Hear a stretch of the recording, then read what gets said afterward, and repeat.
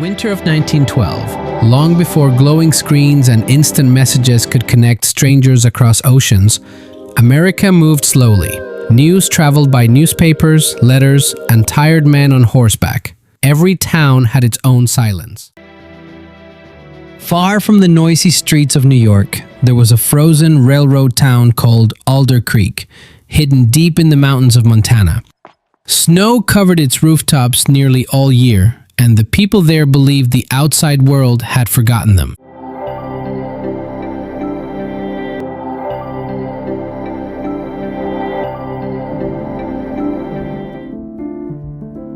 Among them lived a 17-year-old boy named Eli Turner. Eli repaired broken radios inside his father's tiny workshop, not because radios were common, they were rare and expensive, but because he dreamed of hearing voices from distant places. Every night, while the town slept, he sat beside crackling wires and copper coils, hoping to catch signals from somewhere beyond the mountains. But in this world, the internet had never been invented. No worldwide network, no social media, no instant communication. People could live their entire lives without ever hearing a stranger's story. One evening, during a violent snowstorm, Eli's radio suddenly came alive. Not with music, not with static, but with a trembling human voice. "If anyone can hear this, please answer." Eli froze. The signal was weak, buried under layers of noise. The voice belonged to a young girl named Nora.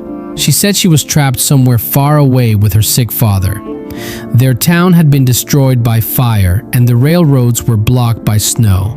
No one else could hear the transmission.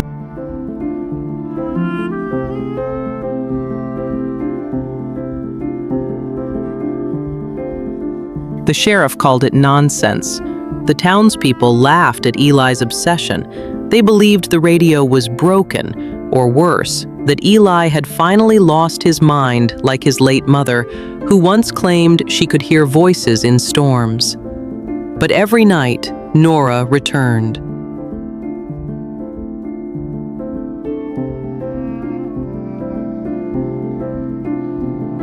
Her voice grew weaker, and somehow, she knew things about Eli no stranger should know. She knew the exact melody his mother used to hum before she died. She knew about the wooden carving hidden beneath his bed. She even knew the last words his father spoke before leaving town years earlier. Eli became terrified. Still, he couldn't abandon her. So he packed food, blankets, and his radio equipment onto an old horse carriage and followed the direction of the signal through the frozen mountains, chasing a voice no one believed existed. For 7 days, he traveled through blizzards and abandoned rail lines, until finally, deep inside a valley erased from most maps, he found a burned town, silent, empty, covered in ash and snow. There were no survivors, only ruins. Then Eli discovered a graveyard behind the destroyed church, and there, beneath layers of ice, he saw a name carved into stone. Nora Whitmore, died January 3rd, 1888.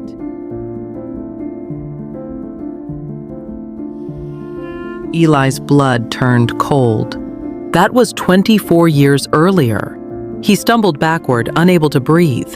At first, he thought it was impossible, until he entered the ruined church and found an old wireless machine built by a forgotten inventor. The machine was connected to strange copper towers buried beneath the mountains. Eli slowly realized the horrifying truth. The storm wasn't carrying voices across distance. It was carrying them across time. For weeks, he had been speaking to a girl who lived 24 years in the past, and the final transmission suddenly made sense. "Please hurry," Nora had whispered the night before. "The fire starts tomorrow." Eli understood then. Nora hadn't died yet, not in her time. Without hesitation, He repaired the ancient machine and sent one final message through the storm.